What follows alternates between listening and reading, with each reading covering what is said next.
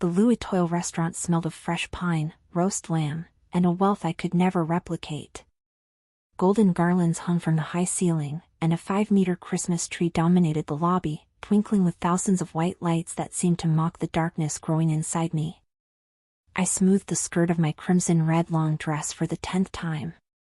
The fabric fell perfectly in a fluid line, and the square neckline highlighted my décolletage elegantly, while the tiered ruffled sleeves added a romantic touch that now seemed painfully ironic. I had spent my entire end-of-year bonus, and a bit of my rent money, on this single piece. I brought my hand to my hair, which I had styled in a half-up, half-down look, letting half the strands fall in soft waves down my back while the other part was pinned delicately, exposing my face and the small earrings I had chosen with such care. He said it would be a special night, I thought, forcing a smile at nothing. A Christmas Eve dinner to finally make things official. I looked at the gold watch on my wrist, an heirloom from my grandmother and the only genuinely valuable thing I owned. 9:15 p.m. The reservation was for 8 p.m. Around me, the world seemed perfect. Couples toasted with rose champagne, families exchanged gifts wrapped in shiny paper, and a pianist in the corner played a soft, jazzy version of Silent Night. I was the only stain on that festive painting.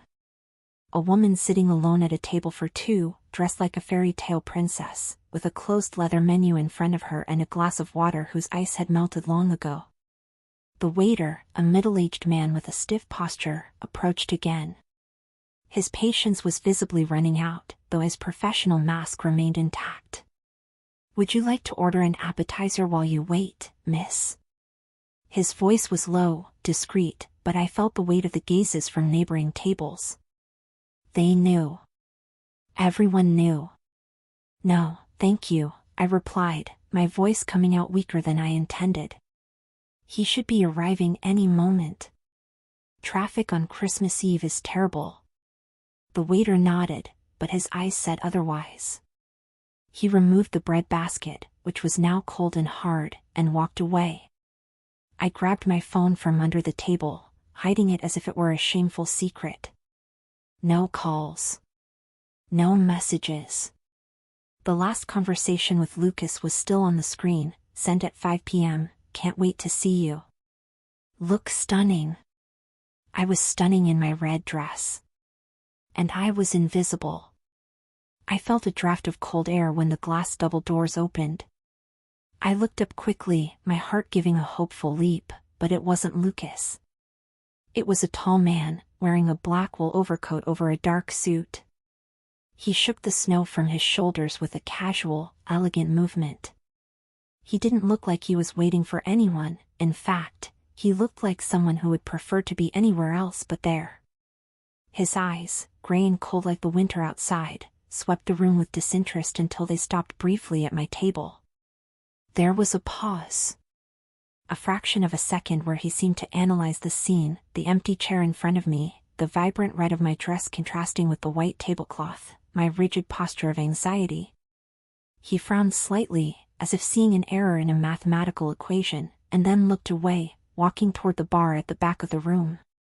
I went back to staring at the table, feeling my cheeks burn.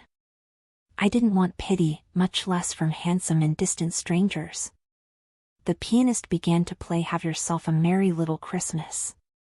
The irony was so strong I felt a bitter taste in my mouth. Then, my phone vibrated.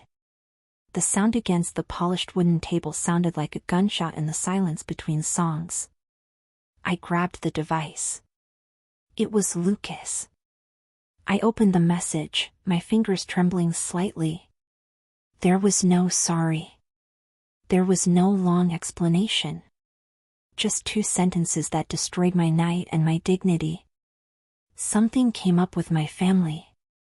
I won't be able to make it, Clara. Merry Christmas. I read it again. And one more time. Merry Christmas. As if it were a casual greeting, and not the brutal ending to months of promises. The air left my lungs. I looked around, and suddenly, the tree lights seemed too bright, the smell of food nauseating, the laughter from other tables a deafening noise. I needed to leave. Now. I raised my hand, calling the waiter urgently. He came quickly, perhaps relieved that I was finally giving up occupying a prime table on the busiest night of the year. "The check, please," I asked, fighting to keep my voice steady. "For the water." "Just the water, miss." He raised an eyebrow. "Yes. Just the water. And the cover charge, if there is one. I need to go." As he walked away to get the card machine, I looked out the window. Snow was falling outside, thick and relentless. I didn't have money for a taxi at holiday rates, and the subway was 6 blocks away. I would walk in the snow in my long dress and a broken heart. "Miss?" I turned, expecting the waiter. But it wasn't him. It was the man in the black overcoat. Up close, he was even more imposing. He held a glass of whiskey in one hand and, with the other, gestured discreetly to the empty chair where Lucas should have been sitting. "Forgive the intrusion," his voice was deep, raspy, like velvet dragging on gravel. There was no pity in his tone, only a sharp curiosity. "But I noticed your dinner companion committed the unforgivable error of keeping a lady in red waiting on Christmas." He set the glass on the table, without asking for permission. "Is the seat taken?"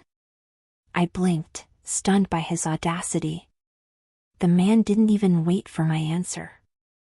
With a fluid movement, he pulled out the chair where Lucas should have been sitting and settled in, occupying the space with an irritating naturalness. "The seat isn't empty," I replied, my voice regaining a bit of firmness, fueled by defensiveness. I gripped my purse tightly. I was leaving. To where? He raised a dark, perfectly arched eyebrow. Into the blizzard outside? To an empty apartment and a microwave dinner? The cruel precision of his words made me waver. He saw the hesitation in my eyes. "Sit down, Clara," he said. The sound of my name on his lips sounded intimate and strange. "How do you know my name?" I took a step back, ready to run. He pointed discreetly to the maitre d' at the entrance, who was watching us with an expression of contained panic. I asked. "And, considering you are the only woman alone in this room dressed like a queen about to be deposed, it wasn't difficult to identify." Before I could respond, the waiter who had previously treated me with disdain appeared at our side. But his arrogance had vanished, replaced by a servile nervousness that bordered on fear. "Mr. Vane," the waiter gave a slight bow. "We didn't know you were coming. The corner table is reserved for." "This table is fine," the man, who I now knew was named Vane, cut in. His voice didn't change, but the waiter paled. "And cancel the lady's check. Bring a bottle of Chateau Margaux 2015. And the Christmas tasting menu for 2. Now." "Immediately, sir." The waiter disappeared so fast he seemed to have teleported. I stood there, feeling ridiculous in my ruffled red dress, torn between indignation and overwhelming hunger. The man, Vane, leaned back in his chair and stared at me. His gray eyes traveled down my dress, lingering on the square neckline and the layers of fabric of the skirt, before returning to my face. There was no lust in the look, only a clinical appreciation, like someone evaluating a work of art. "Red suits you," he commented, swirling the glass of whiskey he had brought with him. "It's a war color. Appropriate for the night." I sighed, defeated by exhaustion and the promise of hot food. I let go of my purse and sat back down. "Are you always this bossy, or is it a Christmas special?" A corner of his mouth curved up. A dangerous half-smile.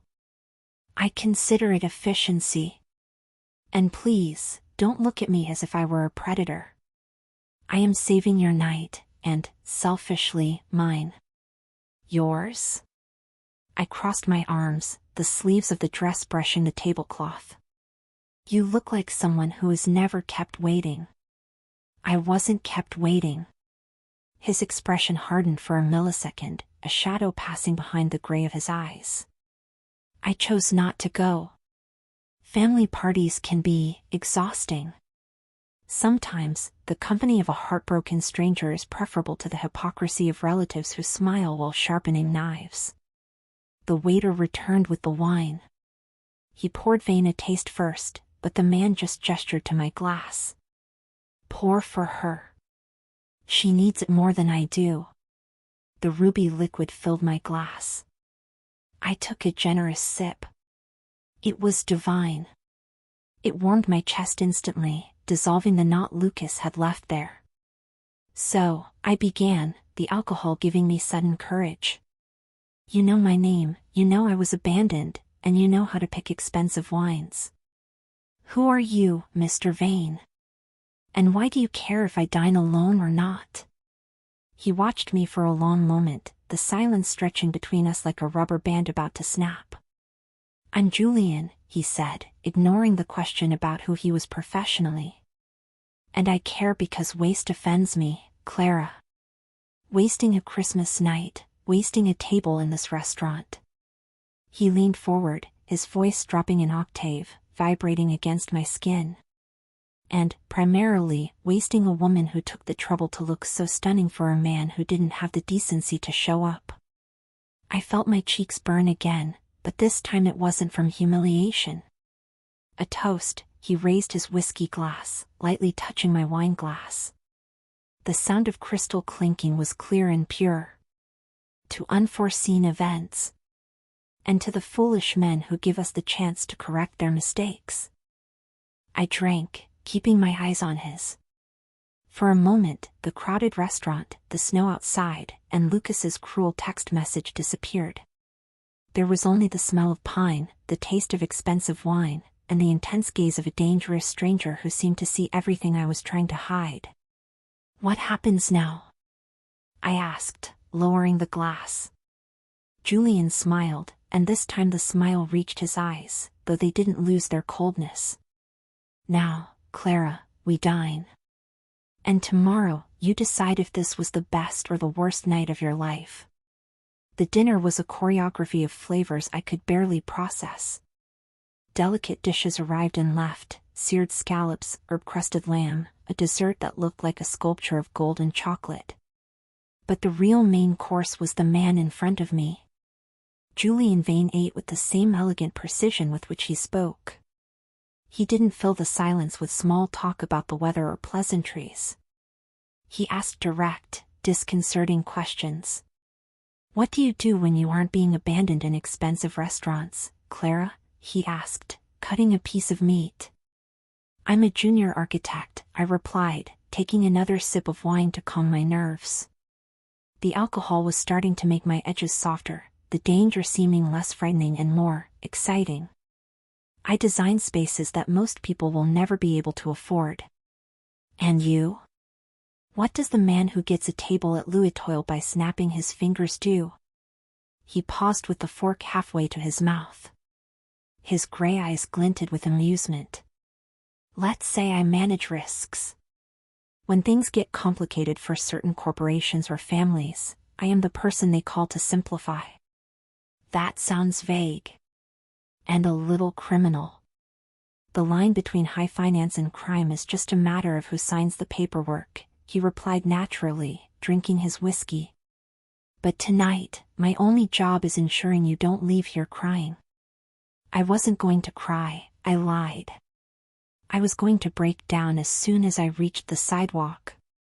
Of course not, he agreed, though his expression said he knew exactly the truth. When the check came, I didn't even see the amount. Julian just handed a matte black card to the waiter without even looking at the leather tray. Let's go, he said, standing up and extending his hand to me. I hesitated for a second. Accepting dinner was one thing, leaving the restaurant with him was crossing a definitive line. But the alternative was the solitude of my cold apartment. I placed my hand in his. His palm was warm, large, and rough, a shocking contrast to the smoothness of my silk dress. We walked to the exit. The maitre d' ran to open the heavy doors, and the freezing night wind hit us like a slap. The snow had thickened, turning the city into a white, silent blur. I hugged my own body, shivering instantly. The short ruffled sleeves of my dress offered no protection whatsoever against the December winter. Without saying a word, Julian took off his heavy wool overcoat. Before I could protest, he placed it over my shoulders. The coat was heavy, smelled of sandalwood, expensive tobacco, and his body heat. I was enveloped by that scent, and, for a moment, I felt protected from everything. "Where do you live?" he asked, looking at the empty street. "In Brooklyn. But the subway is right there." "Don't be ridiculous," he cut in, waving discreetly. A black car, long and armored, glided silently to the curb, emerging from the blizzard like a nocturnal predator. It wasn't a taxi, nor an Uber. It was a luxury sedan with windows so dark they looked like black ink. A driver got out immediately, holding an umbrella to shield us from the snowflakes. "Get in," Julian ordered, opening the back door for me. My heart hammered against my ribs. My mother always said, never get in a stranger's car. But that stranger had fed me, warmed me, and looked at me with an intensity that made my legs tremble more than the cold. I got into the car. The interior was cream leather, warm and silent, isolating the chaos of the storm outside.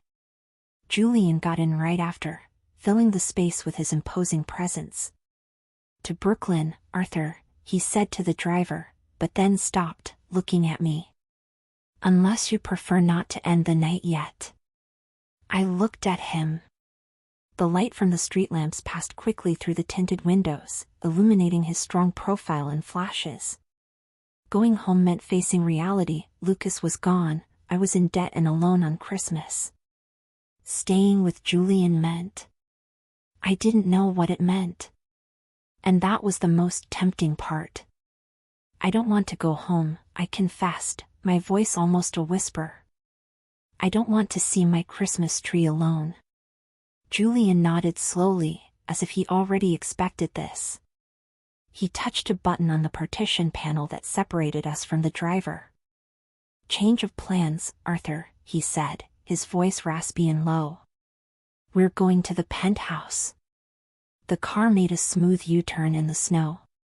I leaned back against the leather seat, pulling his coat closer to my neck, feeling that I was, voluntarily, entering a wolf's den. "What's in the penthouse?" I asked, trying to sound brave.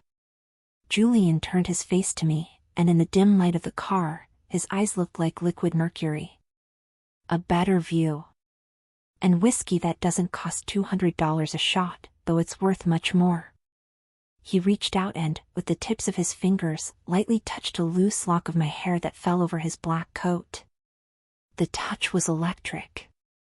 "You are brave, Clara. Or very reckless." "Maybe both," I replied, holding his gaze. "Let's find out." The private elevator opened directly into the living room, and the visual impact stole my breath momentarily. It wasn't just an apartment, it was a glass fortress suspended in the sky. Floor-to-ceiling window walls revealed the city covered in white. The lights of the skyscrapers shone through the blizzard like diamonds scattered on black velvet. Inside, everything was minimalist, masculine, and expensive. Dark leather furniture, abstract artwork that looked like it cost more than my entire life, and a modern gas fireplace that was already lit, casting dancing shadows across the hardwood floor. I took a hesitant step out of the elevator, feeling my heels sink slightly into a Persian rug. "Make yourself at home," Julian said, walking behind me. He took off his suit jacket and tossed it casually over the back of a sofa, unbuttoning the cuffs of his white shirt and rolling the sleeves up to his elbows. The sight of his strong forearms, marked by prominent veins and what appeared to be a tattoo peeking out from under the fabric, made my mouth go dry. "This is incredible," I murmured, walking to the window. The city seemed silent from up here. Peaceful. I felt the weight of his overcoat slip from my shoulders as Julian removed it gently. The warm air of the apartment touched my bare skin, and I felt suddenly exposed in my red dress. He didn't move away after taking the coat. He stood right behind me. I could feel the heat radiating from him, could hear his slow breathing. "Whiskey?" His voice vibrated close to my ear, sending a shiver down my spine. "Please." He stepped away to go to a crystal bar in the corner of the room. I released the breath I didn't even realize I was holding. I watched him pour 2 glasses of a dark amber liquid. His movements were precise, controlled. Julian Vane was a man who never spilled a drop. He returned and handed me the heavy crystal glass. Our fingers brushed, and the static electricity was almost visible. "To the better view," he toasted, leaning against the window glass and watching me. "Why do you live here alone?" The question slipped out before I could filter it. "A place this size seems lonely." Julian took a long sip, his gray eyes fixed on mine. "Solitude is the price of peace, Clara. People bring noise, chaos, and betrayal. I deal with that all day at work. When I come home, I want silence. And yet, you brought a stranger here on Christmas night. You aren't noisy." He tilted his head, studying me. "And you don't seem to bring chaos. You seem broken. And broken things don't make much noise. They just exist, waiting to be fixed or discarded." His frankness hurt, but it was a clean, true pain. "Lucas said I was dramatic," I confessed, looking at the liquid in my glass. "That I demanded too much." Maybe he was right. Maybe wanting a Christmas dinner was asking too much. Julian let out a short, humorless laugh. He placed the glass on the windowsill and took a step toward me, invading my personal space with frightening authority. "Lucas is an idiot with limited vision," he said, his voice deep and dangerous. "He looked at you and saw someone convenient. I look at you, Clara, standing here in my apartment, dressed in the color of sin and royalty, and I see someone who shouldn't accept crumbs." My heart beat so hard I feared he might hear it. He was too close. The smell of sandalwood enveloped me again. "You don't even know me, Julian." "I know enough." He raised his hand and, with his thumb, traced the line of my jaw, moving up to my lower lip. The touch was rough, possessive. My breath hitched.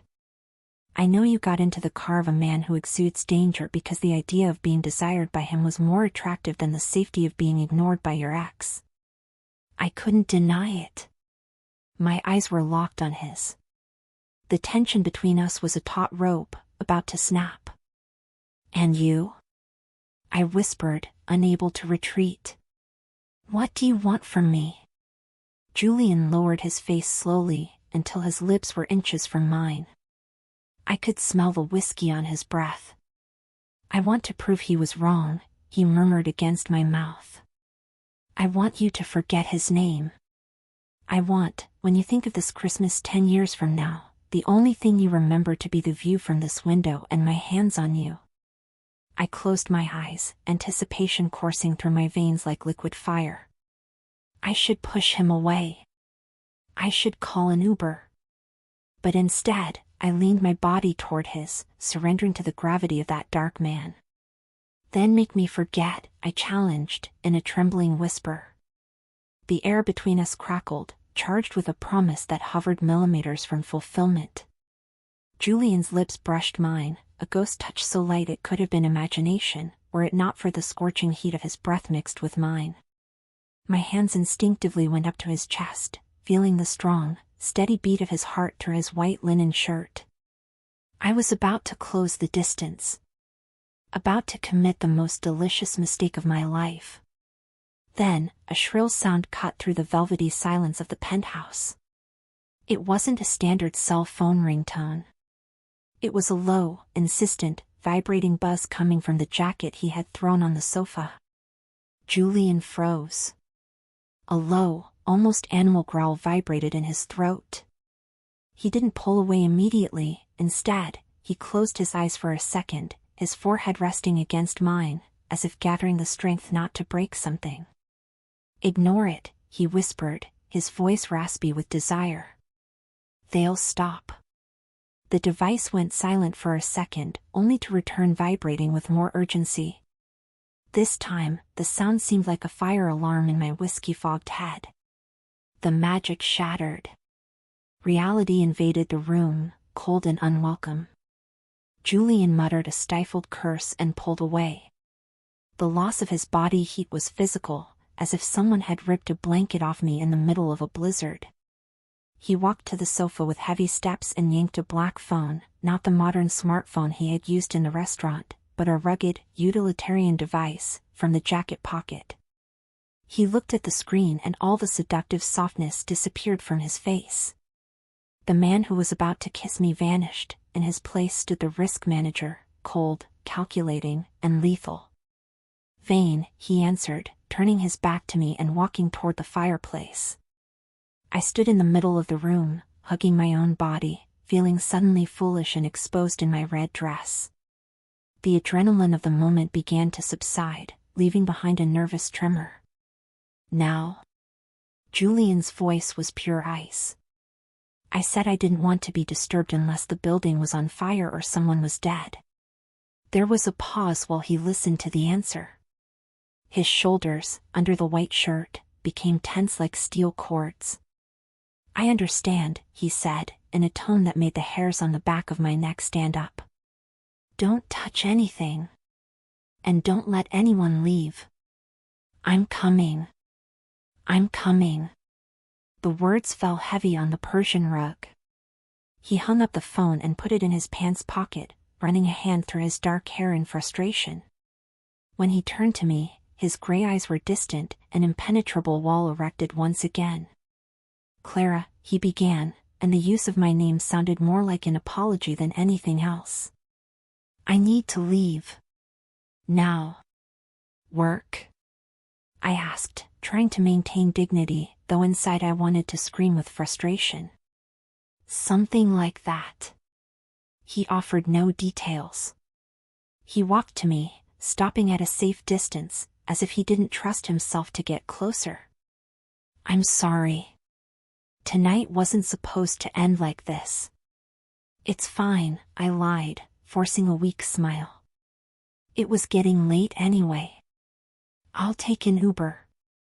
Absolutely not. Authority returned to his voice. The blizzard has gotten worse. I'm not leaving you alone on a corner waiting for a car in the middle of Christmas morning. Julian, I can't stay here if you're leaving. That would be weird. He looked at his watch, calculating the time, and then at me. There was an evident conflict on his face, urgent duty versus the desire to stay. Arthur is downstairs in the garage, but it will take 20 minutes to prep the car to go out in the snow again. He went to the bar and picked up a black magnetic key card from the counter. You stay. What? No. Clara, listen, he took my hand and pressed the magnetic card into my palm, closing my fingers over it. The guest room is down the hall to the right. It has everything you need. Clean bedding, bathroom, an incredible view. Sleep here. It's safer than trying to cross the bridge now. You're leaving me in your multi-million-dollar apartment alone? I looked at the card in my hand, incredulous. What if I steal the silverware? A corner of his mouth twitched, the ghost of that dangerous smile returning. I know where to find you, junior architect. He leaned in and kissed my forehead. It was a chaste, quick kiss, but the promise behind it was devastating. Lock the door. Arthur will be in the lobby if you need anything. I'll be back as fast as I can. Before I could argue, he grabbed his suit jacket, put on the black overcoat, and walked to the private elevator. The metal doors closed, swallowing Julian Vane and taking all the energy in the room with him. I stood alone in the silence of the penthouse, holding the magnetic key, his scent still on my skin and a question pulsing in my mind: who is this man and what have I just gotten myself into? I walked to the window. Down below, I saw a black car leaving the underground garage, cutting through the snow with aggressive speed and disappearing into the white night. The guest room was as luxurious as the rest of the penthouse. Egyptian cotton sheets with an astronomical thread count, fluffy towels, and bath products that smelled of verbena. I took a hot shower, trying to wash away the tension and the smell of alcohol from my skin, and put on one of the white button-down shirts I found in the closet, clearly Julian's, but new, still smelling of the laundry. It was huge on me, hitting mid-thigh. I tried to sleep. I turned off the light, buried myself in the soft pillows, and closed my eyes. But sleep was a distant illusion. Every time I closed my eyes, I saw the gray glint of Julian's gaze. I felt the rough texture of his hand on my face. And, right after, I heard the shrill ring of that phone and the abrupt change in his posture. "Don't touch anything." The order echoed in my head not as a safety warning, but as a challenge. At 3 a.m., I gave up.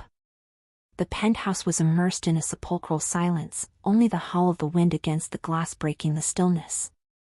My throat was dry. "Water," I told myself. "I'll just go to the kitchen to get a glass of water." I left the room, my bare feet sinking into the hallway carpet. The living room was plunged in shadows, illuminated only by the diffuse glow of the city outside. The fireplace had already gone out, leaving only dying orange embers.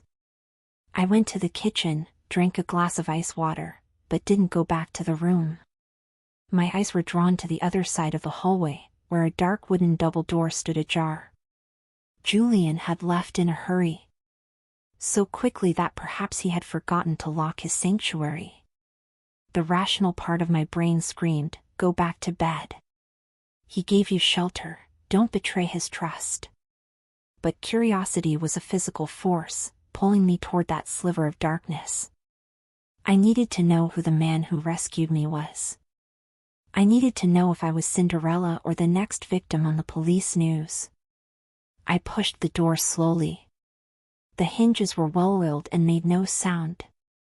It was an office. But it didn't look like the office of a financial executive. There were no awards on the shelves, no golf photos with business partners. The walls were lined with shelves of old books, and in the center, a massive mahogany desk dominated the space. The air here was different. It smelled of him, sandalwood, leather, and something metallic, coppery. I walked to the desk. It was a controlled mess, a stark contrast to the rest of the pristine apartment. Scattered papers, maps, pens. And then, I saw it. There, thrown casually over a stack of documents, as if it were a paperweight, was a black leather holster. And inside it, the matte metal of a semi-automatic gun. My stomach turned. A gun. Not a collector's relic, but a tool of the trade. It looked heavy, real, and lethal. I should have turned around and run. But my hands trembled as I approached. Next to the gun, there was an open file folder. Julian must have been reading it when he got the call. The label on the folder tab read, Operation Toile, Surveillance Level 1. Etoile. The name of the restaurant. My heart stopped. My breath caught in my throat. He hadn't gone there by accident. He hadn't decided not to go to the family party. He was there for work. With trembling fingers, I turned the first page of the dossier.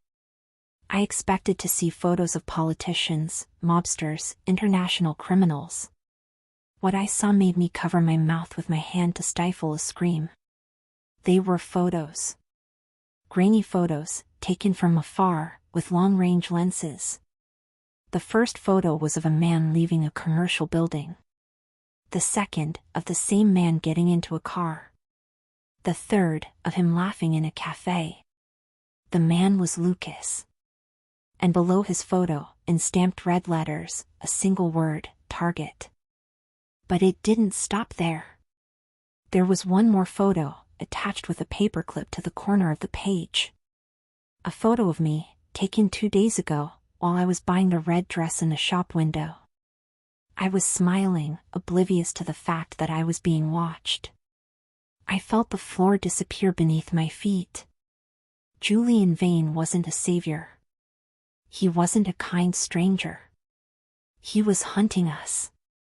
Suddenly, the sound of the elevator ascending echoed through the silent apartment. The mechanical hum getting louder, closer. I dropped the folder. The sound of paper hitting wood sounded like thunder. He was back. The sound of the elevator stopping on the floor sounded like a cannon shot. Ding. Panic, cold and sharp, flooded my veins. I didn't have time to tidy up the mess on the desk. I tried to close the folder, but my hands were shaking so much I ended up pushing it, causing some of Lucas's photos to slide onto the dark wooden floor. Leave it. Just get out. I turned and ran for the office door. My bare feet slipped slightly on the rug as I launched myself into the hallway, my heart beating so hard against my ribs it physically hurt. I just needed to get to the guest room. Lock the door. Pretend I was sleeping. Maybe jump out the window. No, we were on the 40th floor. I reached the archway separating the hallway from the living room and collided against a wall of black wool and cold.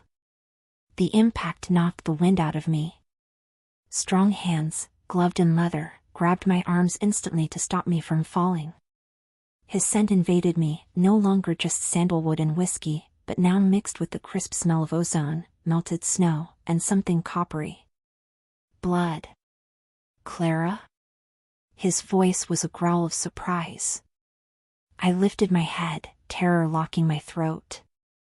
Julian stood there, a terrifying figure in the gloom.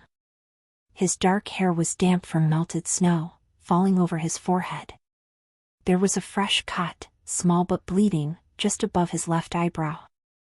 And on the knuckles of his right glove, I saw dark stains that were definitely not motor oil. He looked at me, at his white shirt I was wearing, at my bare feet, and then at my face. His gray eyes, previously unreadable, now narrowed, focusing on my rapid breathing and the pallor of my skin. "Why are you awake?" he asked, releasing my arms slowly, but without retreating an inch. He didn't look like the seductive host from hours ago. He looked like a soldier returning from the battlefield. I took a step back, tripping over my own feet. I went to get water. "The kitchen is to the left," he said, his voice dangerously calm. "You came from the right." His gaze passed over my shoulder, straight to the ajar office door. To the darkness where his secrets were exposed. He knew. In that instant, he knew. The atmosphere in the room shifted from awkward to lethal in the blink of an eye. Julian didn't try to lie. He didn't try to invent an excuse. He simply sighed, a tired sound, and began to take off his leather gloves slowly, finger by finger. "How much did you see?" he asked. It wasn't a question. It was a demand for a damage report. My courage, fueled by fear, exploded. "Who are you?" My voice came out shrill, bordering on hysteria. I pointed to the office. "You have photos of me. Photos of Lucas. There was a gun on your desk." Julian threw the gloves on the sideboard and began unbuttoning his overcoat, the casual movement contrasting violently with the chaos in my mind. "Answer the question, Clara. Did you read the file?" "I saw enough." I screamed, retreating further until my back hit the cold hallway wall. "Target." It said target on his photo. "Did you kill Lucas? Is that what you did tonight? Is that why you came back with blood on your hands?" Julian stopped. He looked at his own hands, then at me. A dry, humorless laugh escaped his lips. "Lucas is alive. Probably drunk in some second-rate bar, crying in his beer." He took a step toward me, invading my personal space. "I don't kill amateurs, Clara. They aren't worth the ammo." "Then why are you watching us?" Tears began to burn my eyes. Operation Etoile. You knew I would be there. All that talk about saving my Christmas, about fate, it was all a lie. You planned everything. He stopped inches from me. He was so tall, so broad. I felt tiny wearing his shirt, trapped in his luxury trap. I didn't plan on liking you, he said, his voice dropping to that raspy tone that, hours ago, made me want to kiss him. Now, it just made me want to run. I went to the restaurant to observe Lucas. He owes money to people who don't accept sorry as payment. Dangerous people, Clara. My job was to assess if he was going to pay or if he needed to be removed. My stomach turned. You're an assassin. I'm a cleaner, he corrected coldly. I solve problems. And Lucas is a problem. But then. He reached out his hand, and I flinched. He stopped, his hand hovering in the air, frustration visible on his face. Then you appeared. Dressed in red. Waiting for a man who was already marked to die. And I realized you didn't know anything. You were innocent. Collateral damage. Collateral damage? I repeated, the word tasting like ash. I am a person. Exactly. And that is why I took you out of there. His eyes shone with a fierce intensity. If I hadn't sat at that table, Clara, the men coming to collect from Lucas would have seen you alone. They would have used you to get to him. I didn't just save your Christmas. I saved your life. I don't believe you, I whispered, though, deep down, terror told me he was speaking the truth. I want to leave. Now. I tried to pass him, toward the elevator. Julian's arm shot out, hitting the wall beside my head, blocking my path. He didn't touch me, but he trapped me. You can't leave, he said. This is kidnapping. I screamed, pushing his chest. It was like pushing a rock. Let me out. No, he grabbed my wrists, pinning them against his chest, forcing me to look at him. The smell of blood and snow was overwhelming. You aren't understanding, Clara. Lucas did something stupid tonight. He tried to run. And now, there is a bounty on his head. And, by extension, anyone connected to him is a target. He brought his face close to mine, his gray eyes begging me to understand the gravity of the situation. You saw the file. You know what I do. And now you know they are coming. Out there, you are dead bait. In here. He released one of my wrists to trace the line of my jaw with his thumb, staining my skin slightly with the dark residue from his glove. In here, you are mine. And no one touches what is mine. I am not yours. I shouted, fury overcoming fear for a second. I am not a thing you can lock in a glass box. My hand flew before I could think. The sound of the slap echoed sharply down the hall. My palm stung with the impact against his face, right on top of the cut on his eyebrow. Julian didn't even blink. His face turned slightly with the force of the blow, but he didn't release my wrists. On the contrary, his grip tightened, transforming from restraint into steel cuffs. He turned his face back to me slowly. The trickle of blood on his eyebrow thickened, running down his temple, but his expression was one of terrifying calm.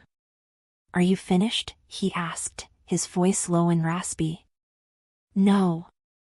I tried to kick his shin, struggle, use any weapon I had. Let me go. I'm going to call the police. I'm going to scream until someone hears. No one will hear. The glass is soundproof and we are in the penthouse, he said, as if explaining the weather forecast. And the police? The police are on the payroll of the people who want your ex-boyfriend's head. Call them, Clara. Say your name and address. You'll be saving the assassins the trouble of tracking you. You're lying. I spat the words, tears of frustration running hot down my face. This is madness. I'm an architect. I design buildings. I'm not part of the sick action movie you live in. He released me abruptly. The sudden movement made me stagger back. You want to leave? Julian growled, patience finally cracking. He ran a hand through his hair, staining the dark strands with the blood from his eyebrow. Fine. Let's see what you want to go back to. He didn't let me answer. He grabbed my arm, not with force to hurt, but with enough firmness to guide me, and dragged me back into the dark office. Let me go. I protested, trying to dig my feet into the ground, but he was too strong. He pushed me into the room and released me in front of the mahogany desk. With fast and furious movements, he typed a password on the computer keyboard. The large screens on the wall came to life, illuminating the room with a spectral blue glow. Look, he ordered. I didn't want to look. I wanted to close my eyes and wake up in my bed. But the command in his voice was impossible to ignore. My eyes focused on the central screen. It was a security camera image. Grainy, in black and white, with the date and time flashing in the upper corner, DC 25th, 3:42 a.m. It took me a second to recognize the location. The worn welcome mat. The number 4B on the peeling wooden door. It was the door to my apartment in Brooklyn. How do you have access to my building's cameras? I whispered, horrified. I have access to everything, Clara. Now shut up and watch. On the screen, the hallway was empty. Then, the elevator door opened. 2 men stepped out.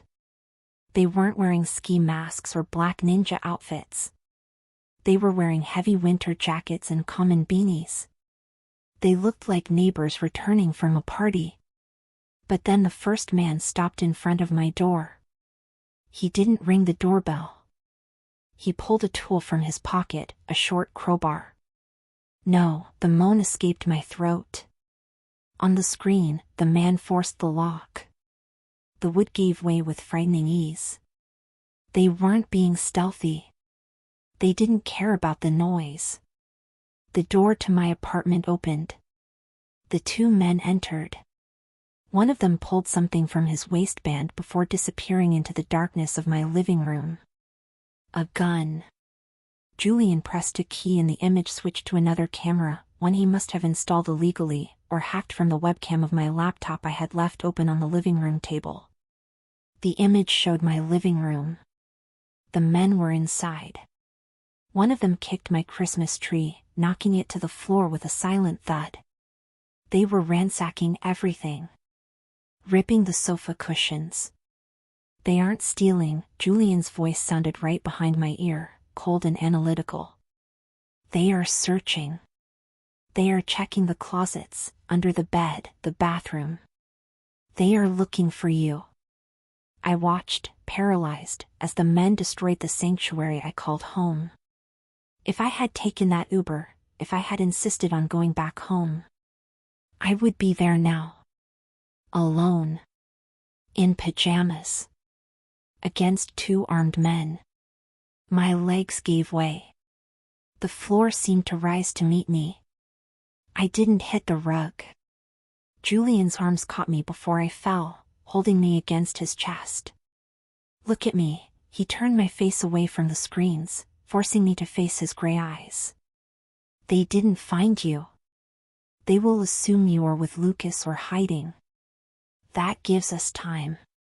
I was shaking uncontrollably, the thermal shock of reality making my teeth chatter. They destroyed my home. Houses can be rebuilt, he said firmly. Lives cannot. He used his thumb to wipe away a tear that ran down my cheek. His touch no longer felt like a jailer's. It felt like the only anchor in a world that had just turned upside down. Do you understand now? He asked, his voice losing its aggression and becoming somber. "I didn't lock you in here to possess you, Clara. I locked you in here because, outside that door, you are a ghost." I swallowed the sob, the bitter truth going down my throat. I looked at the man who had kidnapped me, fed me, and lied to me. The man with blood on his eyebrow and a gun on the desk. "What are we going to do?" I asked, my voice a broken thread. Julian looked at the screens, where the men were now leaving my empty apartment, frustrated. "They know you aren't there. Their next step will be tracking your phone, your credit cards, your friends." He released me and went to the desk, turning off the monitors, plunging the office into darkness again. "You died tonight, Clara. At least, until I decide it is safe for you to resurrect." He extended his hand to me in the gloom. "Come. You need to sleep. Tomorrow we start the war." I woke up with the blinding white light of the sun reflecting off the snow invading the room. For a happy, hazy moment, I forgot where I was. The soft sheet under my fingers felt like clouds, and the silence was absolute. Then, the memory of the previous night hit me like a freight train. The restaurant. The red dress. The gun on the desk. The video of my door being broken down. "You died tonight, Clara." I sat up in bed suddenly, my heart racing. The guest room was empty. The door was closed but unlocked. I got up, putting Julian's oversized shirt back on that served as pajamas, and walked barefoot to the living room. The apartment was bathed in the cold light of Christmas morning. The mess from the night before, whiskey glasses, the thrown coat, had disappeared. Everything was immaculate again, as if nothing had happened. "Julian?" I called out, my voice coming out raspy. No answer. I walked to the kitchen. There was the smell of fresh coffee in the air. On the black marble island, I found a thermal carafe, a ceramic cup, and a note written in angular, aggressive handwriting, on Louis Toile letterhead. He must have stolen it from the restaurant. Had to leave to contain the damage. Do not answer the intercom. Do not go near the windows. Arthur is in charge. Eat. J. Next to the note, there was a plate covered with a silver dome. I lifted it, scrambled eggs, toast, and fruit cut with surgical precision. My stomach grumbled, betraying my fear. "Mr. Vane insisted that you need protein. Stress burns calories quickly." I jumped, knocking the silver dome onto the marble with a metallic clang. I turned to see a giant standing at the entrance to the living room. It was the driver from the night before. Arthur. Without the chauffeur suit and hat, he looked even bigger. He wore a tight black t-shirt that barely contained the muscles of his arms and tactical pants. He had dark skin, a shaved head, and a thick scar running from his earlobe to his neck. He was cleaning his glasses with a cloth, looking strangely domestic for someone who looked capable of breaking a wall with a punch. "You almost scared me to death," I breathed, placing my hand on my chest. "I apologize, Miss Clara. I try to be discreet. It's a professional habit." He put his glasses back on and walked to the kitchen, straightening the silver dome I had knocked over. "Coffee? Where is he?" I ignored the offer, crossing my arms to protect myself from the cold and his intimidating presence. "The note says contain damage." "What does that mean?" Arthur poured coffee into the cup for me, black and steaming. "It means he went to ensure that the men who visited your apartment last night don't find the trail to here. And, probably, have a very serious conversation with Mr. Lucas." "A conversation?" I arched an eyebrow. "The kind that involves guns?" Arthur stopped. He looked at me over his glasses. There was a sharp intelligence in those dark eyes, something I hadn't noticed the night before. Mr. Vane does not use violence unless it is the only language the other party understands. Unfortunately, in your ex-boyfriend's world, the vocabulary is limited. I took the cup, needing something to do with my hands. How long have you worked for him? 12 years. Since before this penthouse. Since before he wore custom-made suits. So you know who he really is. I took a step forward, trying to use my best architect managing difficult contractor's voice. He says he's a risk manager. But I saw the files. He watches people. He has guns on his desk. Who is Julian Vane, Arthur? A spy? A mobster? Arthur let out a low laugh, a sound that rumbled in his chest. Mobster?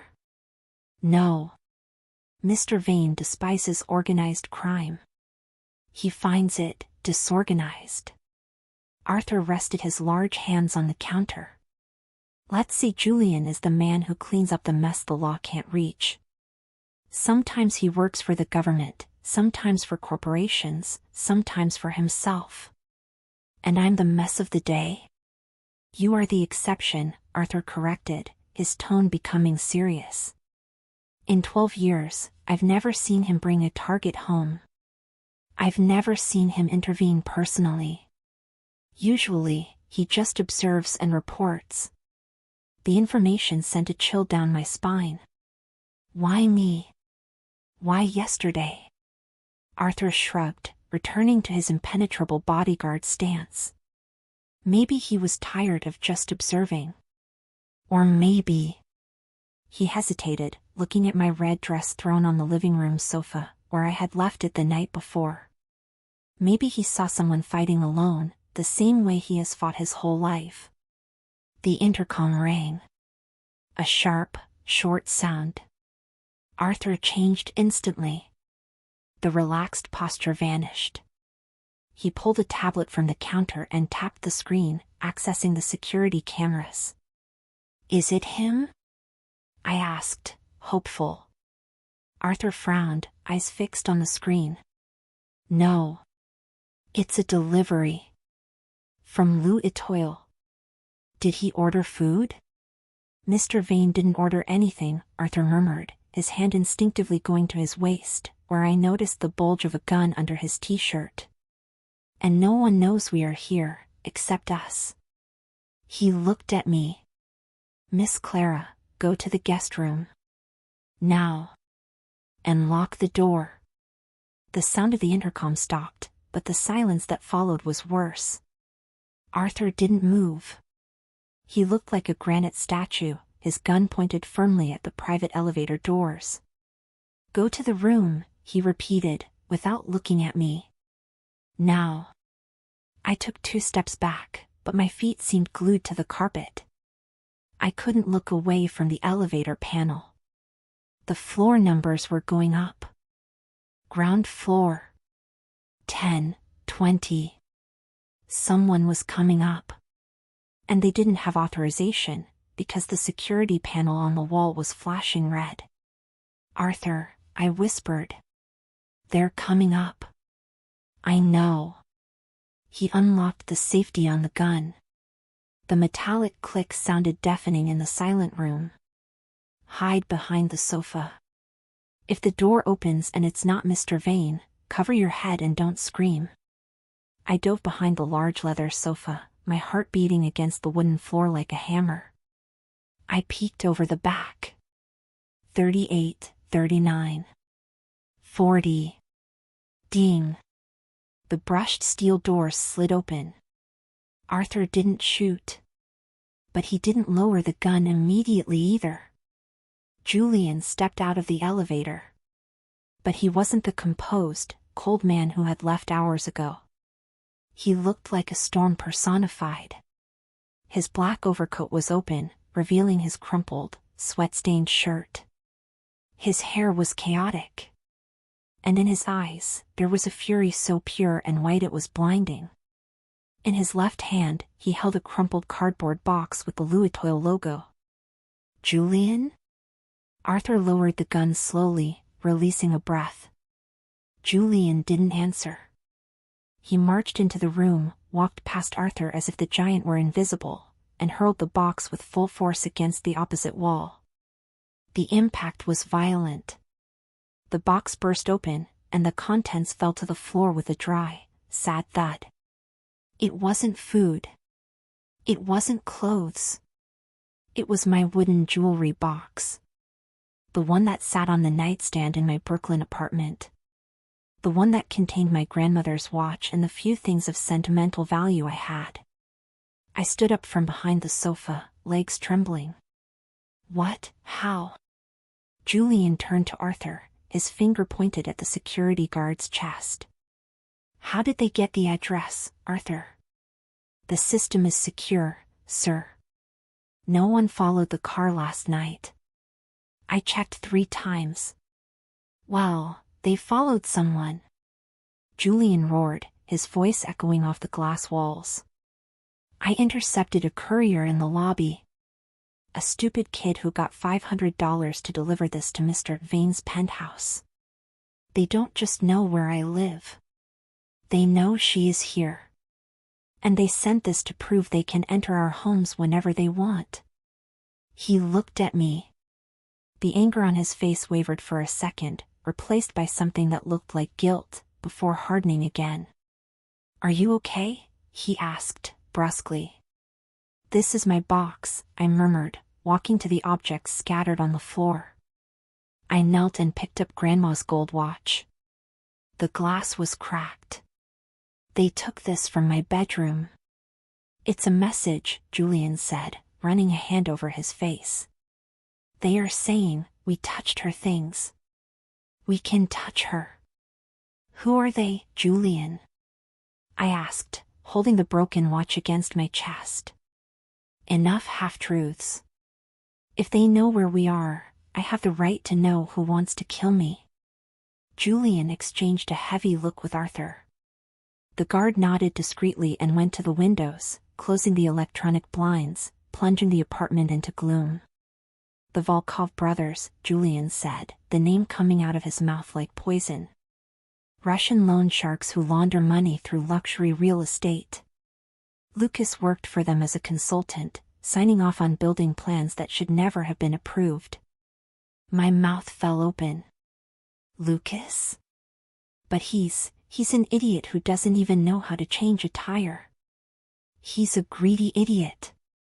Julian walked to the bar and poured himself a glass of water, his hands shaking slightly from adrenaline. He embezzled money from them. $2 million. And blamed it on a ghost partner. He turned to me. Guess who the Volkovs think is the partner hiding the money? The blood drained from my face. Me? The architect girlfriend. The perfect person to know about ghost buildings. Julian threw the glass in the sink. They think you have the $2 million, Clara. And they won't stop until they get the money or until they make you bleed enough to confess. The silence in the room was suffocating. I was the target of a Russian mafia because of a crime I didn't even know existed. The location is burned, Arthur said, breaking the silence while checking the security tablet. If the courier knew the floor, the Volkovs know. It's a matter of time before they try something heavier than a delivery. Julian nodded.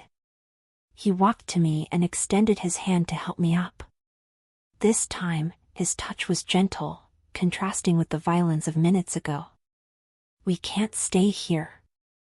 Where are we going? I asked, feeling my old life had just evaporated completely. Julian looked at his wristwatch.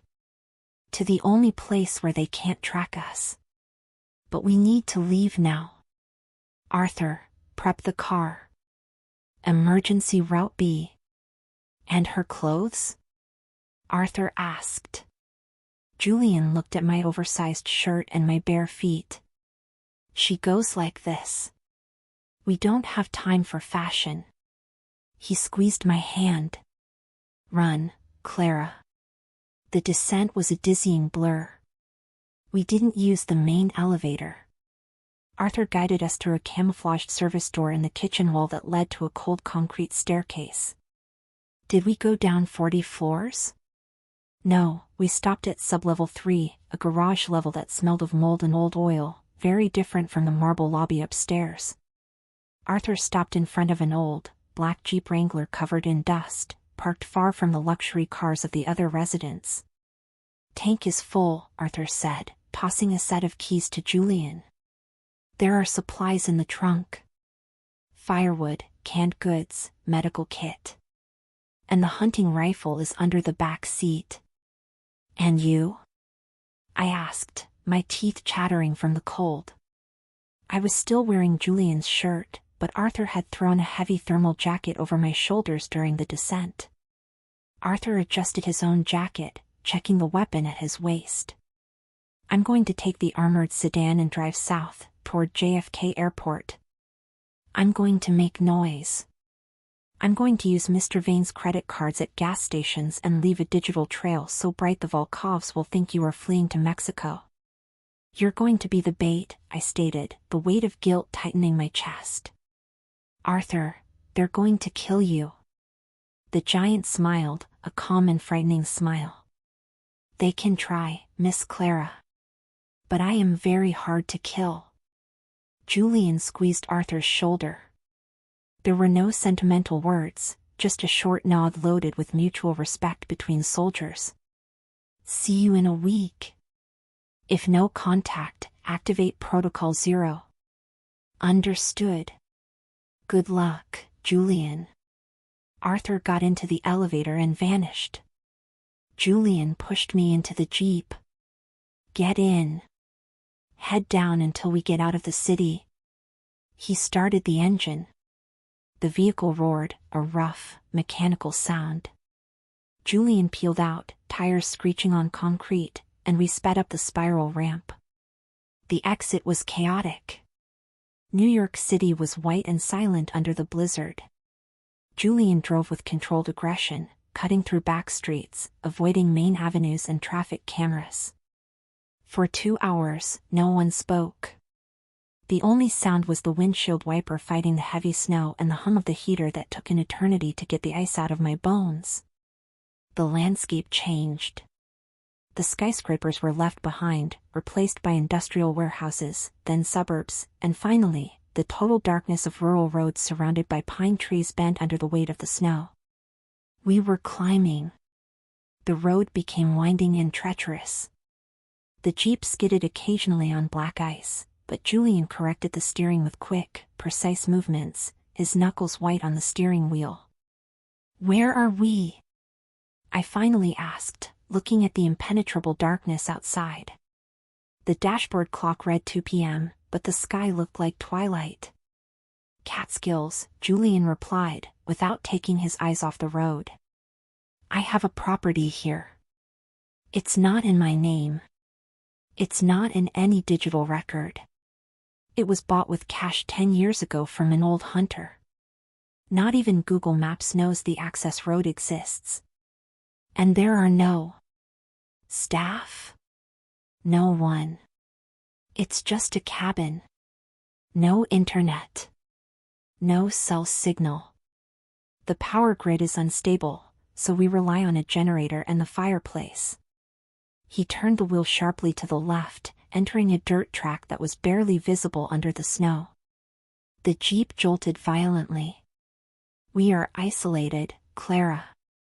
He glanced at me briefly, his face illuminated only by the green light of the dashboard. If something happens here, no one is coming to save us. It's just the two of us. 15 minutes later, the headlights illuminated a structure of dark wood and rough stone, nestled among gigantic trees. It looked like something out of a Brothers Grimm fairy tale, beautiful, but with an aura of melancholic solitude. Julian stopped the car and killed the engine. The silence that followed was absolute. There were no sirens, no neighbors, no wind. Only the heavy stillness of the forest in winter. We're here, he said. We got out of the car. The snow here hit my knees. Julian went to the trunk and started pulling out bags of supplies. Go open the door. He tossed the key to me. The lock is old, it needs finesse, not force. I walked to the wooden porch, my feet freezing instantly even with the boots Arthur had found in the back seat for me, 2 sizes bigger than my feet. I stuck the key in the heavy iron lock. It turned with a loud click. The door creaked open. The interior was freezing, colder than outside, with that smell of a closed house, old wood, cold ashes, and dust. Julian entered right behind me, carrying firewood and food, kicking the door shut. He dropped the things on the floor and immediately struck a match. The flame illuminated his face, accentuating the shadows under his eyes and the cut on his eyebrow. He lit a gas lantern hanging on the wall, and the golden light revealed the space, a large room with exposed beams, fur rugs on the floor, a rustic kitchen in a corner, and a wooden staircase leading to a mezzanine where, presumably, the bed was. "Welcome to my hideout," he said, his voice echoing in the cold. I hugged my body, shivering. I was in a cabin in the middle of nowhere, with a man who knew how to shoot, chased by the Russian mafia, wearing borrowed clothes and with no chance of calling for help. Julian noticed my shivering. He said nothing.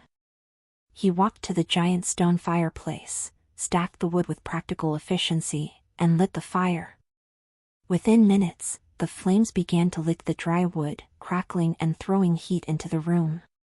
He stood up, wiping his hands on his pants, and looked at me from across the room. The firelight danced in his eyes, making them less gray and more warm. "Take off the wet jacket," he ordered softly. "Come to the fire."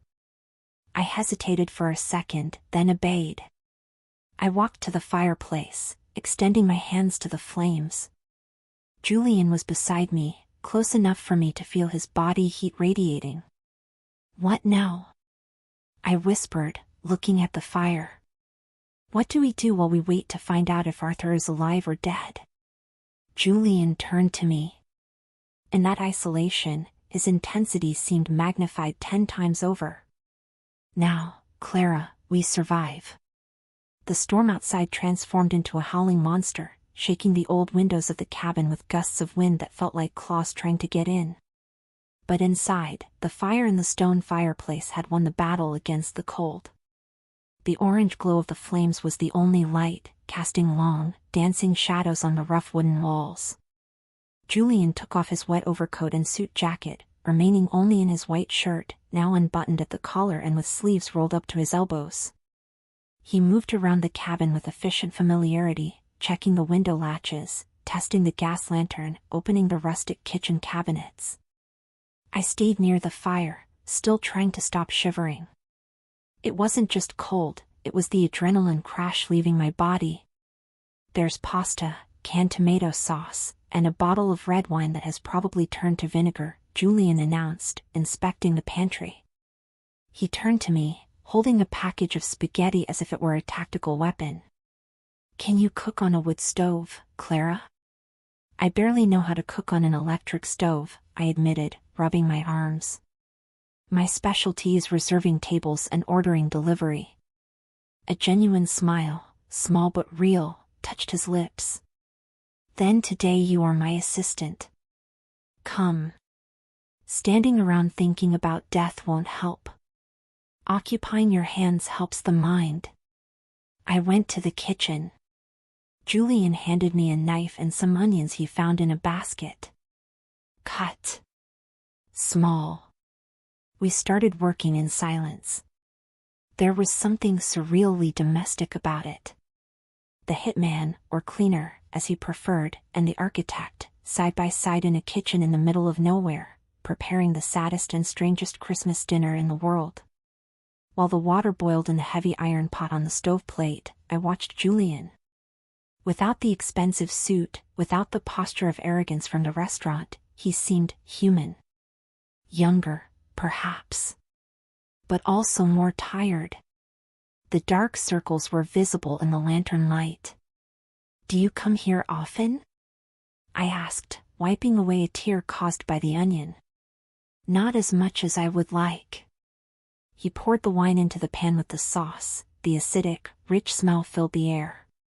I come when the noise of the city gets too loud in my head.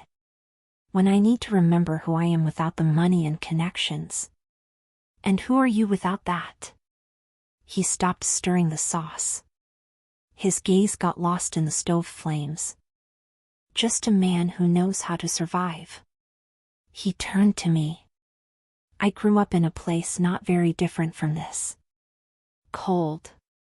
No resources. I learned early that the world gives you nothing.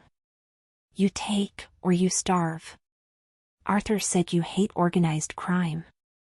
I hate bullies, he corrected. I hate men like the Volkovs, who think they can crush people like you just because they have power. I built my life ensuring I was the biggest monster in the room, so smaller monsters would be afraid of me. The revelation hung between us. He wasn't a hero. He was a necessary monster. And, for some twisted reason, that made me feel safer than any police could. We ate sitting on the fur rug in front of the fireplace, deep ceramic plates resting on our knees. The food was simple, pasta with rustic sauce and cheap wine, but it tasted divine. Maybe it was the hunger, maybe it was the relief of being alive. The wind outside howled louder, and the lantern lights flickered. Instinctively, I moved closer to him. Our shoulders touched. This time, he didn't pull away. What happens if Arthur can't lose them? I asked, my voice low, breaking the spell of comfort. Julian put his plate aside and turned his body toward me. In the gloom, his eyes were intense, focused only on my face. Arthur is the best at what he does. But if they come... He reached out and touched my hair, which was starting to dry and curl with the heat of the fire. I have the rifle. I have the high ground. And I have reasons to fight. What reasons? The question was a whisper. You, he said, simple and direct. I dragged you into this, Clara. I broke your life. My responsibility is ensuring you come out whole on the other side. Is it just responsibility? I challenged, the liquid courage speaking louder. I remembered the almost kiss in the penthouse. The way he looked at me in the car. Julian went still. His hand moved down from my hair to my neck, his thumb grazing the accelerated pulse in my throat. No, he admitted, his voice raspy. Responsibility would be leaving you in a cheap motel with cash and a fake ID. Bringing you here, to my sanctuary, that was selfishness. He leaned forward. The space between us disappeared. The smell of burning wood and wine surrounded him. I wanted you safe, he murmured, his lips inches from mine. But I also wanted you here. With me. Where no one else could touch you. The air in the cabin became heavy, charged with an electric tension. There were no phones to ring. There was no Arthur to interrupt. Just the two of us, the fire, and the storm. Julian. I began, not knowing if I was going to ask him to stop or beg him to continue. He hesitated. I saw the internal battle in his eyes, the protector versus the man who desired her. He closed his eyes for a second, took a deep breath, and rested his forehead against mine. Go to sleep, Clara, he whispered, pulling away slowly, although it seemed to physically hurt to do so. The bed in the mezzanine is yours. I'll stand guard down here. You aren't going to sleep. Someone has to keep the fire lit, he said, standing up and walking to the dark window, turning his back to me. And watch the road. I stood looking at his broad back, at the tension in his shoulders. He was punishing himself. Or protecting me from himself. I climbed the wooden stairs to the mezzanine, but sleep seemed impossible. My body was warmed by the fire, but my mind was on fire because of the man downstairs, sitting in the darkness with a rifle in his lap, waiting for the wolves to arrive. The storm had passed. When I opened my eyes in the mezzanine, the light entering through the high windows was no longer gray and furious, but a crystalline, blinding white.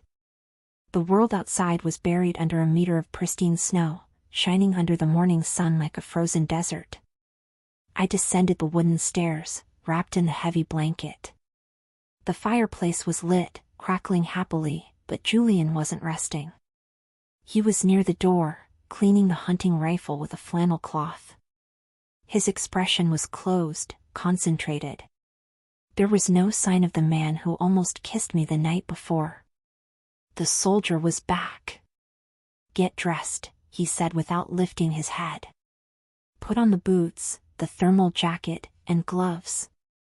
We're going outside." "For what?" I asked, feeling a shiver that had nothing to do with the temperature. "Did Arthur call? Are we leaving?" Arthur is still silent. "We aren't going anywhere." He snapped a metal piece into the rifle with a dry click. "But reality has changed, Clara. Yesterday you were a civilian. Today, you are a target. And I can't be your shadow 24 hours a day. If something happens to me, you need to know what to do." I swallowed hard. The idea of something happening to him made my stomach turn. "I don't like guns, Julian. Here. With me. Where no one else could touch you." The air in the cabin became heavy, charged with an electric tension. There were no phones to ring. There was no Arthur to interrupt. Just the two of us, the fire, and the storm. "Julian," I began, not knowing if I was going to ask him to stop or beg him to continue. He hesitated. I saw the internal battle in his eyes, the protector versus the man who desired her. He closed his eyes for a second, took a deep breath, and rested his forehead against mine.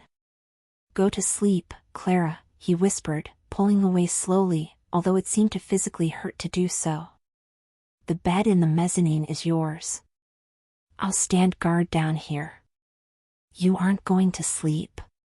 Someone has to keep the fire lit," he said, standing up and walking to the dark window, turning his back to me. "And watch the road." I stood looking at his broad back, at the tension in his shoulders. He was punishing himself. Or protecting me from himself. I climbed the wooden stairs to the mezzanine, but sleep seemed impossible. My body was warmed by the fire, but my mind was on fire because of the man downstairs, sitting in the darkness with a rifle in his lap, waiting for the wolves to arrive. The storm had passed. When I opened my eyes in the mezzanine, the light entering through the high windows was no longer gray and furious, but a crystalline, blinding white. The world outside was buried under a meter of pristine snow, shining under the morning sun like a frozen desert. I descended the wooden stairs, wrapped in the heavy blanket. The fireplace was lit, crackling happily, but Julian wasn't resting. He was near the door, cleaning the hunting rifle with a flannel cloth. His expression was closed, concentrated. There was no sign of the man who almost kissed me the night before. The soldier was back. "Get dressed," he said without lifting his head. "Put on the boots, the thermal jacket, and gloves. We're going outside." "For what?" I asked, feeling a shiver that had nothing to do with the temperature. "Did Arthur call? Are we leaving?" Arthur is still silent. "We aren't going anywhere." He snapped a metal piece into the rifle with a dry click. "But reality has changed, Clara. Yesterday you were a civilian. Today, you are a target. And I can't be your shadow 24 hours a day. If something happens to me, you need to know what to do." I swallowed hard. The idea of something happening to him made my stomach turn. "I don't like guns, Julian. The gun doesn't care if you like it or not. It's a tool. Like a hammer or a wrench." He stood up, his imposing figure filling the space. The only difference is that this tool decides who goes home and who stays in the snow. Get dressed. 10 minutes later, we were in the clearing behind the cabin. The air was so icy it burned the lungs with every breath. The silence of the forest was absolute, broken only by the sound of our boots crushing the snow. Julian chose a fallen tree trunk about 30 meters away. He placed an empty tomato sauce can on top of it. The red of the can was the only spot of color in that black and white world. Hold it, he extended the rifle to me. It was heavier than it looked. The wood of the stock was cold and smooth, the metal freezing. I almost dropped it. Steady, Julian ordered, positioning himself beside me. Feet shoulder-width apart. Lean your body slightly forward. If you stay stiff, the recoil will knock you down. I tried to imitate his posture, but I felt clumsy. Julian sighed, took a step forward, and invaded my personal space. Not like that. He went behind my back. I felt his broad chest touch my back, his heat traversing the layers of clothes we wore. He extended his arms around me, his large hands covering mine on the gun, correcting my grip. Rest the stock here, he guided the gun to my shoulder. Relax your elbows. Your arms are the support, not the force. The proximity was overwhelming. His breath hit my ear, warm and rhythmic.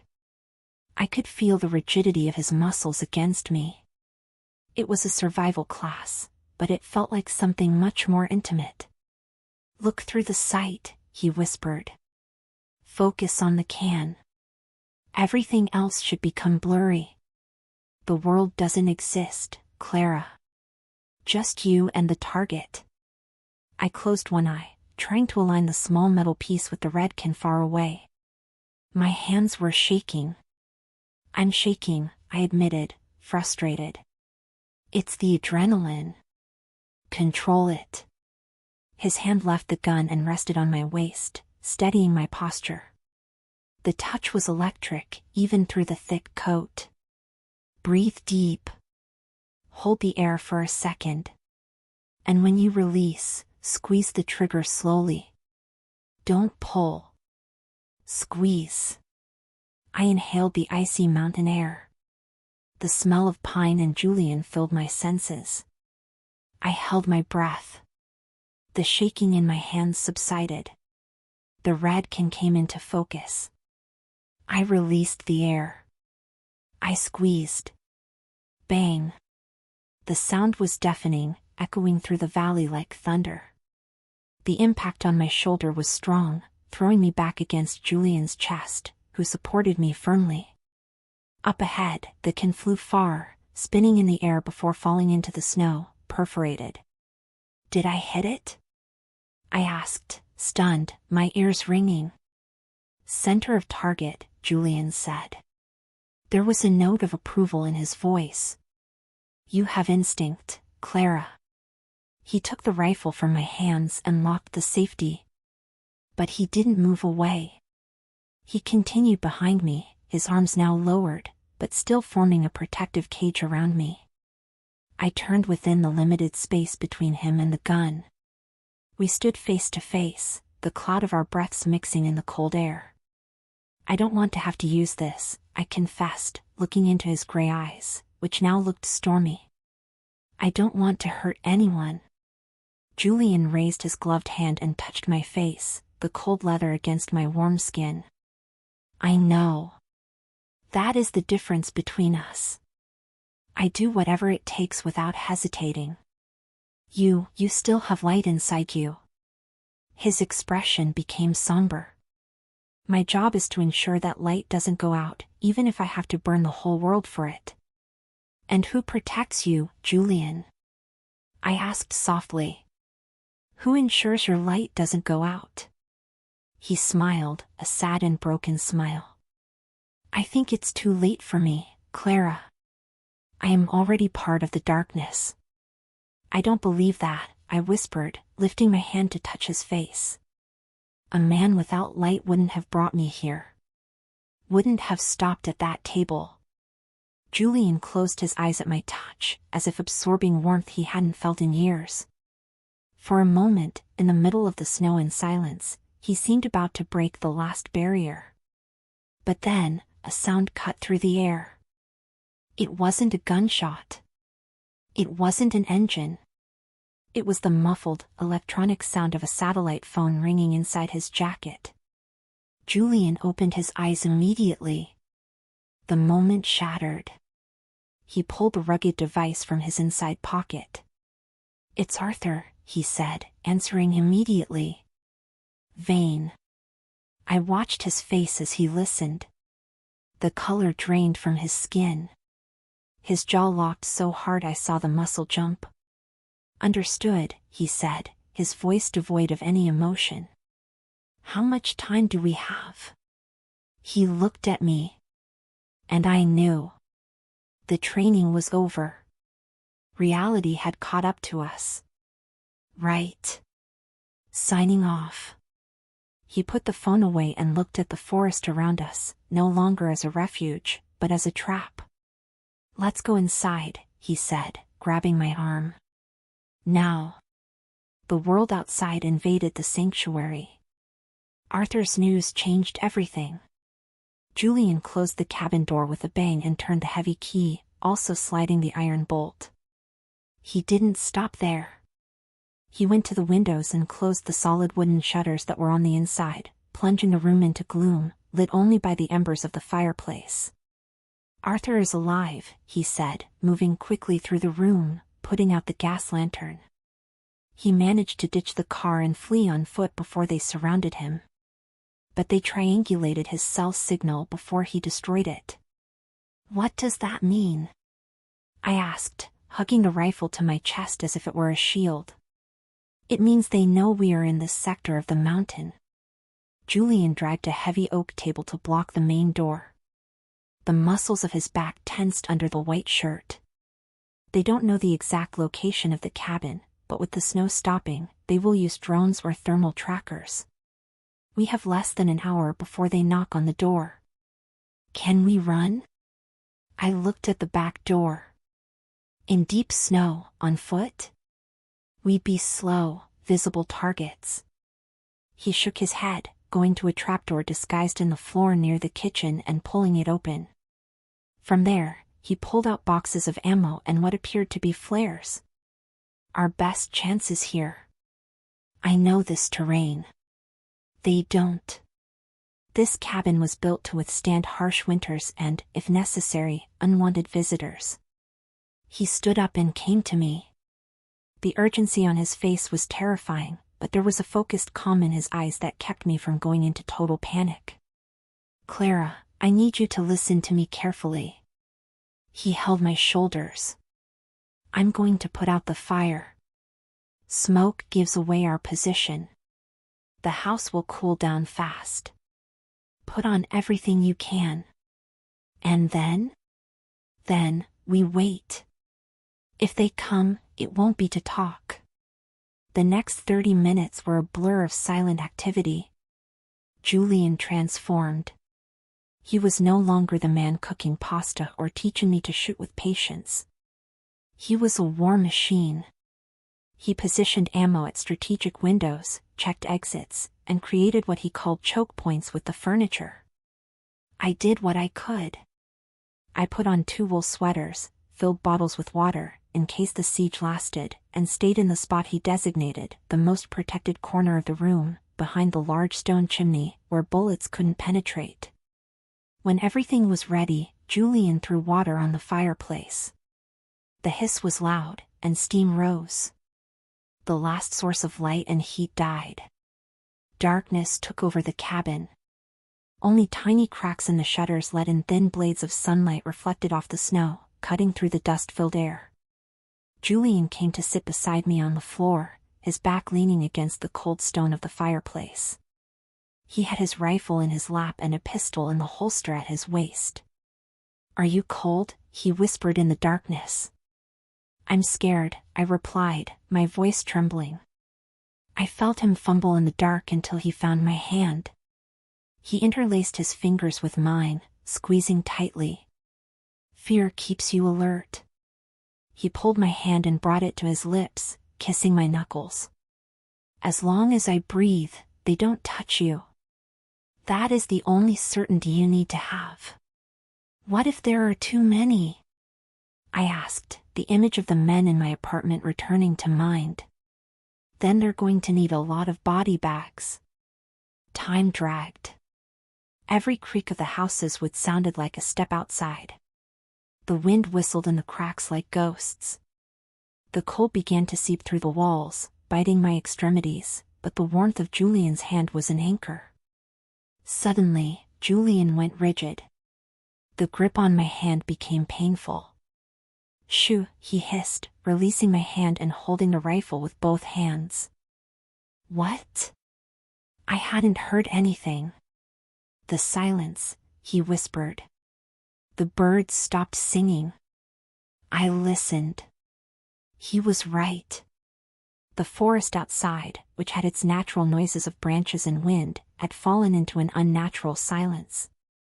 Something had disturbed nature.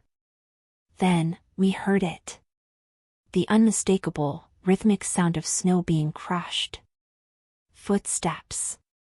Heavy, deliberate, and in large numbers. It wasn't an animal. It was boots. Julian moved. He didn't stand up. He crawled silently to the nearest window, peeking through a minimal crack in the wood. I stood paralyzed in my corner, my heart beating so loud it sounded like a drum in the empty room. Julian returned to my side in seconds, moving like a shadow. 6 men, he whispered in my ear, his voice so low it was almost a thought. Armed and equipped. They are surrounding the perimeter. He positioned himself in front of me, using his own body as a shield between me and the door. Clara, remember the training. He didn't look back, eyes fixed on the entrance blocked by the table.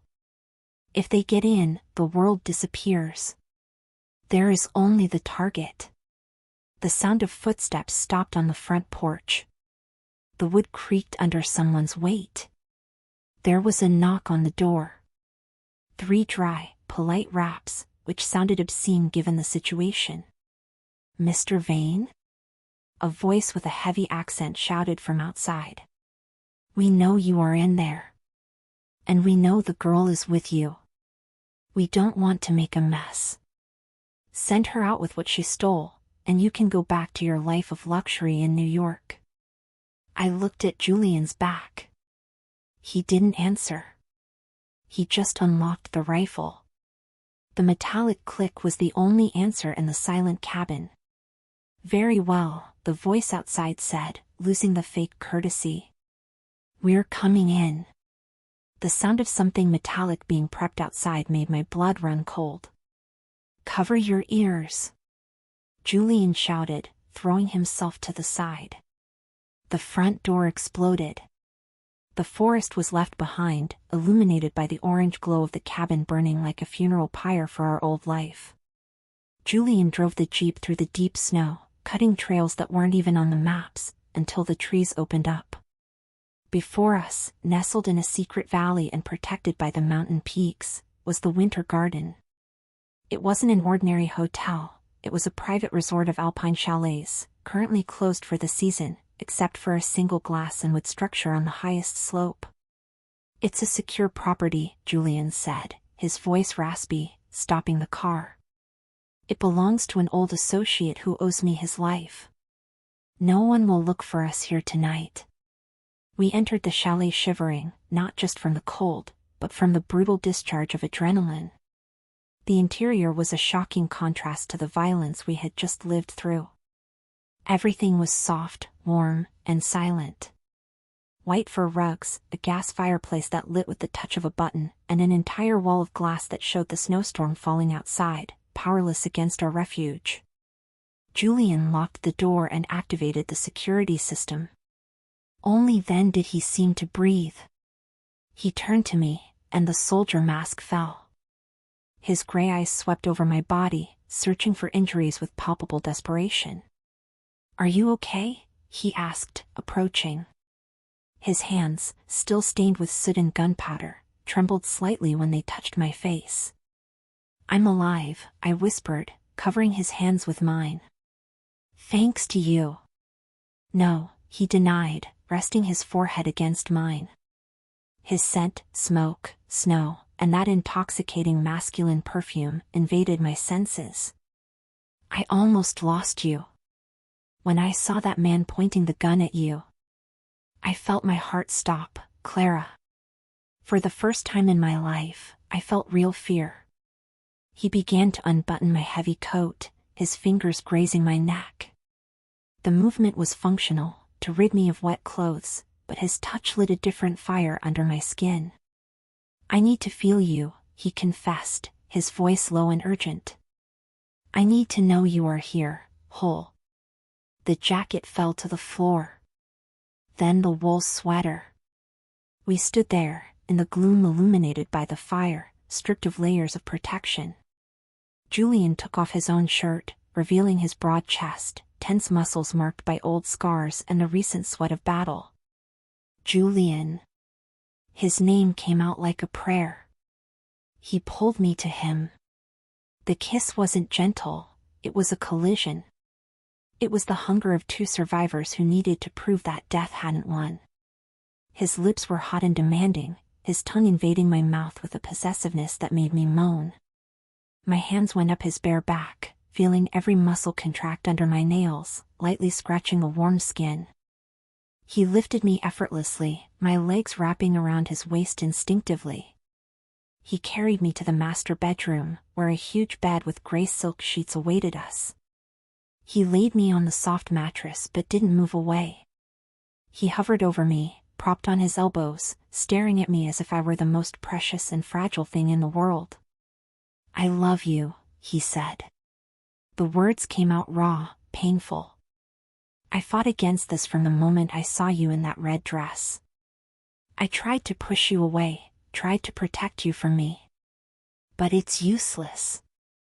I am yours, Clara. Completely." The declaration made my chest tighten. "I love you too," I replied, pulling him down. "Now stop talking and show me." Julian obeyed. He rid us of the rest of our clothes with feverish urgency. When skin touched skin, an electric shock ran through my body. The contrast between the softness of my body and the hardness of his was maddening. He started slowly, tortuously slowly. His lips traced the path from my neck to my chest, kissing every inch of exposed skin.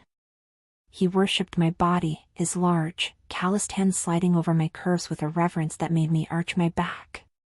"You are perfect," he murmured against my skin, making my body vibrate. Warm. Alive.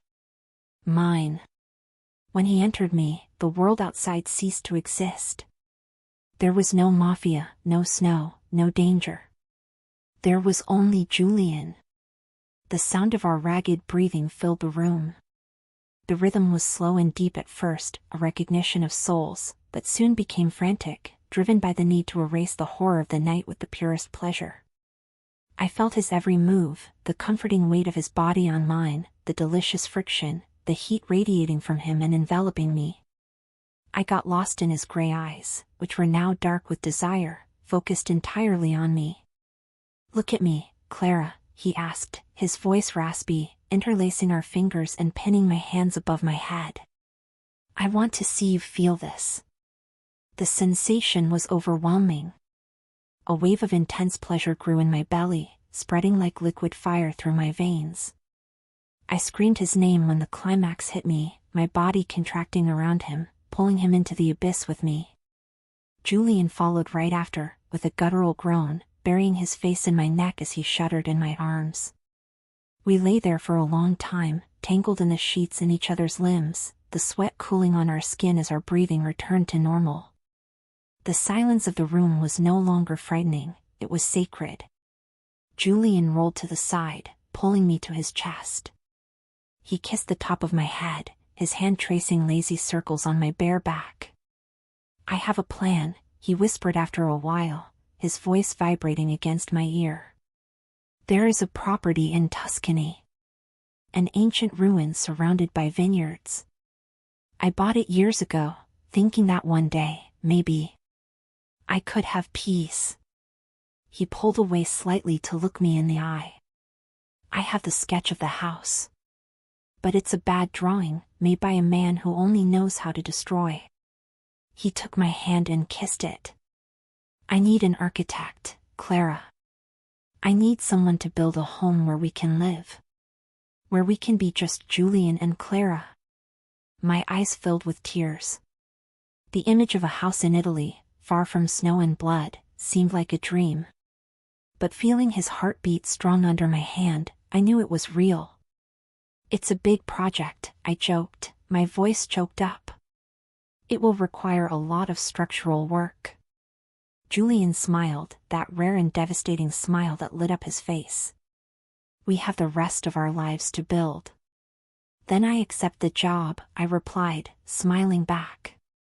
He kissed me again, a soft kiss, sealing the promise. Outside, the snowstorm was finally beginning to subside, revealing the first lights of dawn. But we didn't need the sun. We had found our own light, there, in each other's arms, ready to start a new life on the ashes of the old one. The end.